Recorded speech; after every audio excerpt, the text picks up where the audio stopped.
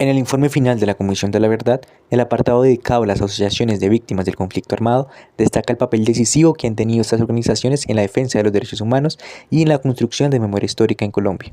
La Comisión reconoce que, ante la violencia, el silencio y la impunidad, fueron las propias víctimas quienes se organizaron para acompañarse mutuamente, denunciar los hechos y exigir verdad, justicia, reparación y garantías de no repetición.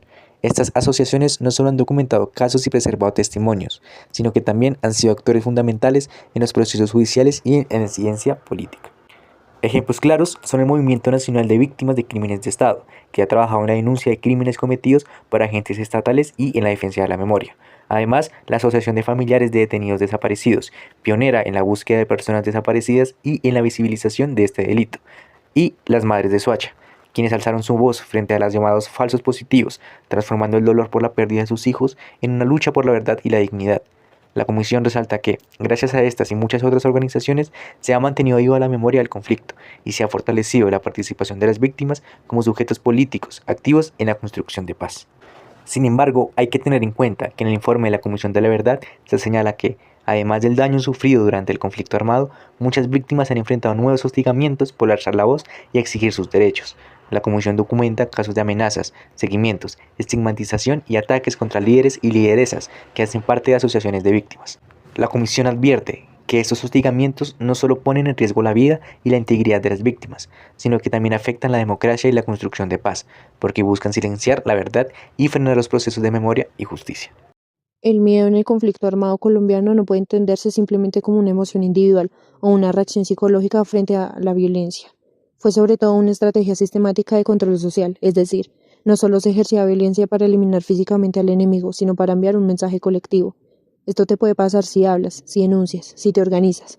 De esta manera, el miedo se convertía en un mecanismo de regulación de la vida cotidiana. En muchos territorios rurales y urbanos, distintos actores armados como guerrillas, paramilitares y en algunos casos agentes estatales, no solo disputaban el control militar, sino el control de la palabra y de la memoria. El silencio no era espontáneo, era producido.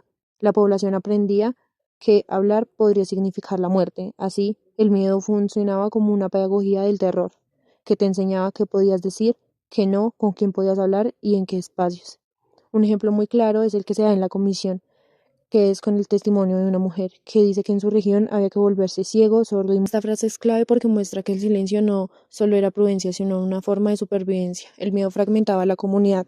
El vecino ya no era un aliado, sino una posible amenaza. Podía ser un informante de algún grupo armado.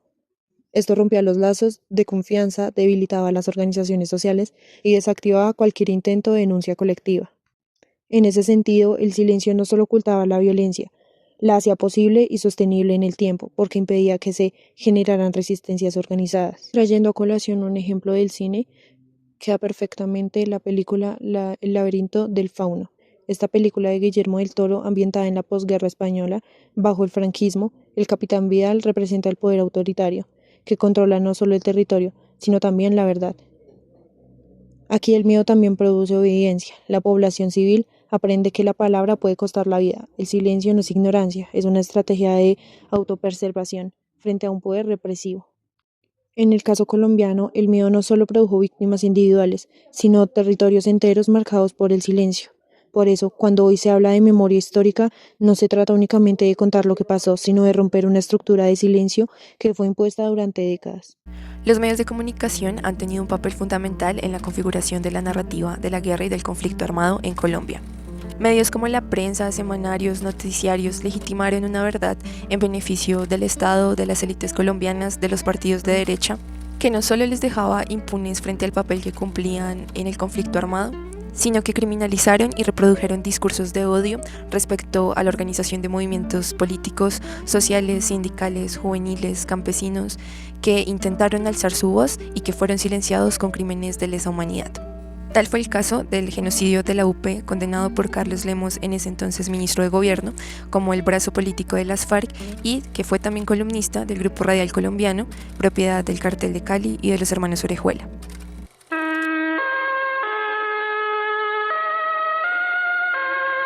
Desde Cali, la ciudad más bella de América, transmite Radio Color de GRC, Grupo Radial Colombiano. HJLT 1550 kHz. Obrero, campesina, popular, todos nos vinculamos al gran diálogo nacional.